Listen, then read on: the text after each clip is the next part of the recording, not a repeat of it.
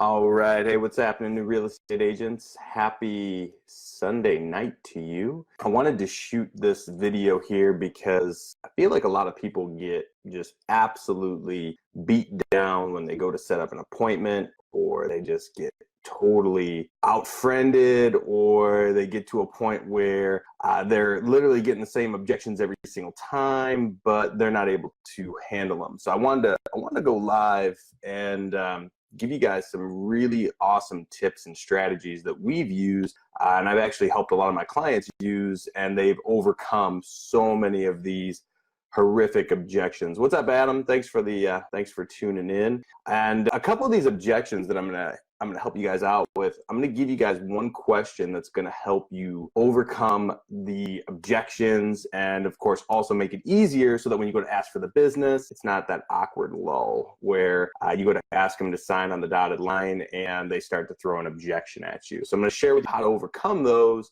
And I'm also going to give you some extra tips. But, you know, there's nothing worse than having to get in your car. You spend, and I don't know about you guys, I put together what's called a pre-listing packet. Whoever's actually watching right now, too, if you do the same thing, I'd love to hear if you do that. But I put a pre-listing packet together and, you know, make sure, of course, that I've got some comps in there.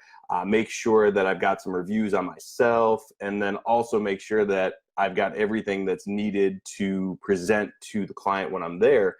But what I realized is that I'm spending all this time, and there are times that I'd go out and then the person they're not motivated, they're not ready to do business.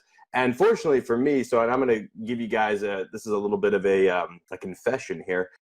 So I am a realtor, but I very rarely go out and run appointments, but I run an inside sales call center, and that is what we do. So we help, and I actually have ran teams where I've helped other agents do it. Now, plenty of appointments, but most of them were for friends, family, but still at the same time, you should not approach that appointment any different than how you would approach it with someone who's a stranger. So, and I also put in here, I'd love to hear as well, if you are somebody who hates phone calls, put that in. If you are the referral queen or king, put that in.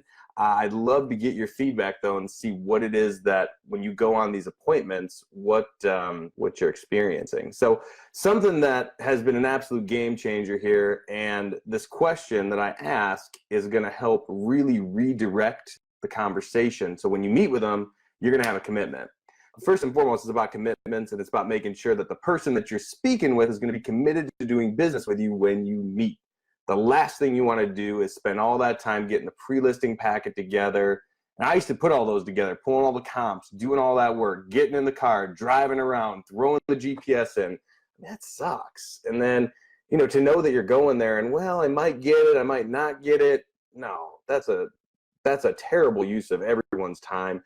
And I know you value your time more than that. So I'm going to show you how you can get over that. And then when you're there, what you can do. And if you don't ask this question before you get on the appointment, you are already setting yourself up for a loss. So here's the question. Super, super simple.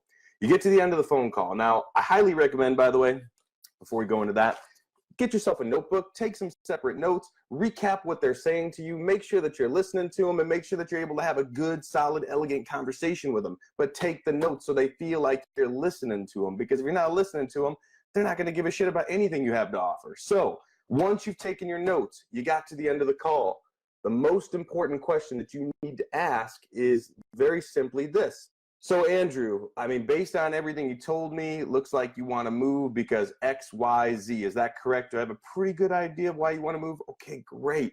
So let me ask you this. So I've got you set up here for Monday at 6 p.m. Now, when I come out there on Monday, if everything makes sense, Andrew, you like my program and I'm able to help you accomplish all of your goals, is there any reason why you wouldn't be ready to move forward when I meet with you? Let me explain why this question works, and let me tell you why it will drive your results through the roof. So that question, when I would ask that question before, I was the ISA we had a team in Cleveland, and when I initially got started, I got started in the business 7 years ago. So when I got started, it was literally, this is all I was doing, expireds, FSBOs, all day long, and then of course neighborhood dialing. Well, when I was making these calls, I would literally tell the people, hey, look, here's the deal. I'm going to set you up with Al. Al is the best agent out there, but Al's schedule fills up really quickly. So let me make sure we got your time blocked out. Good. Got you set up for 4 o'clock this Friday. Now listen, when Al comes out, if everything makes sense, you like the program, we're able to accomplish all your home selling or buying goals, is there any reason why you wouldn't be ready to move forward once he meets with you? I know this question, it's a little bit awkward, it's a little uncomfortable. A lot of my ISAs still to this day have trouble. They can't stand it because they get to the end of the call and it's a for sale by owner and they're like, well, hell, I don't want to ask a for sale by owner if they're ready to sell right when I come out. What if they want to stay for sale by owner? Who gives a shit? Ask the question. Ask the question, because if you don't ask that question, you're never going to know if you're making the best use of your time or not. So it's so important to make the best use of your time because you need to respect your time. Ask that question and you're going to find it's going to be so much easier to overcome these objections. Now, hey, if you like this stuff and you want to learn how to really master objections, I just went ahead, I threw in my site. Go to my website. It's www.mattmilliabook.com. You can check out my book. I'm also giving away my scripts, and I'm telling you, it will be an amazing investment to help you get to where you need to go. So again, hope this was helpful for you. And I mean, as far as everything goes here, check out my site because it will help you grow your business. But at the same time, I also want to make sure that you're utilizing these language patterns because they're really easy and it doesn't take a whole lot of effort. So hope you got some value out of this. Hope you all have an amazing night and hope you have a great week. See you guys.